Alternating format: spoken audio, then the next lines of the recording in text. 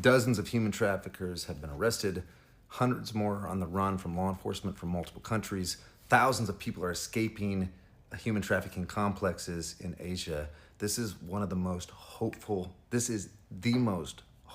thing that I've experienced in 12 years of fighting against human trafficking. There is right now in our lifetime, in the last 2 months, the beginning of a cooperative effort between multiple countries and the law enforcement and the justice departments of multiple countries coming against this transnational criminal network that's built on fraud, built on scams, built on the backs of free labor and human trafficking. One of the big players that is being targeted is a guy named Shen Zi. He's on the run. He's from the Prince Group. He's running scam compounds. The same with the Bai family mafia on the other side.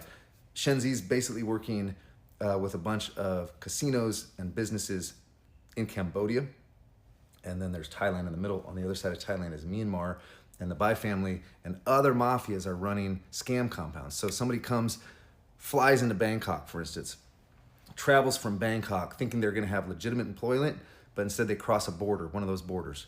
They take their passport and they force them to scam Americans and Canadians and Brazilians and Europeans out of cryptocurrency with highly sophisticated scams, highly technical.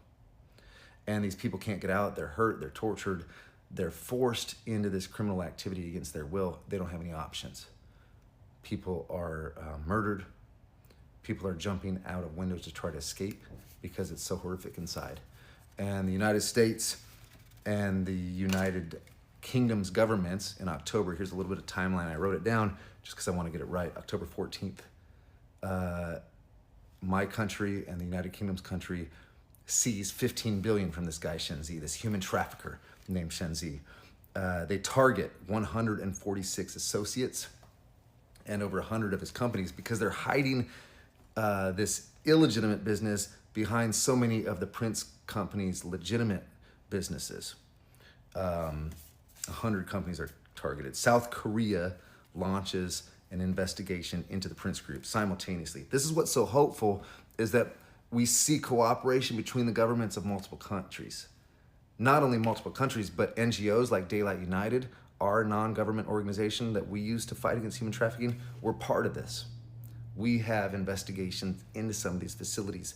I've seen these traffickers in person.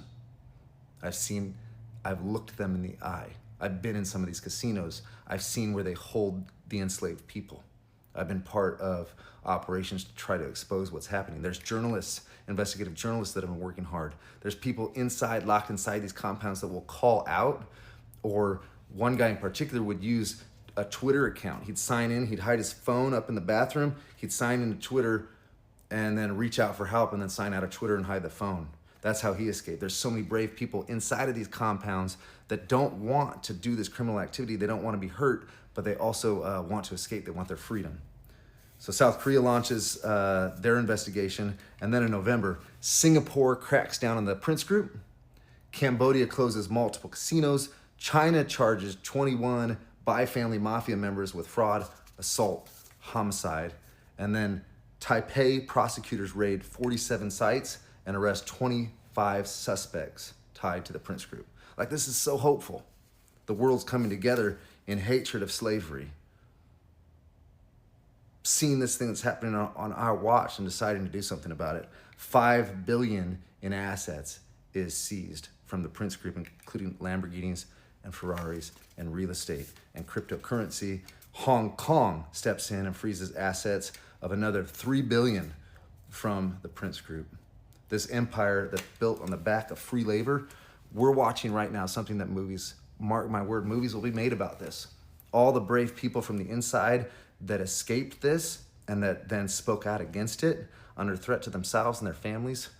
All the brave women and men that spied on these organizations, the journalists that hold the truth, the journalists that will continue to tell the truth about what's going on, and this amazing ability for multiple countries to cooperate in such a way, putting pressure on the places where these traffickers are able to find safety and find shelter, putting sanctions against the traffickers and the powerful elite people that run these organizations at the expense of other people.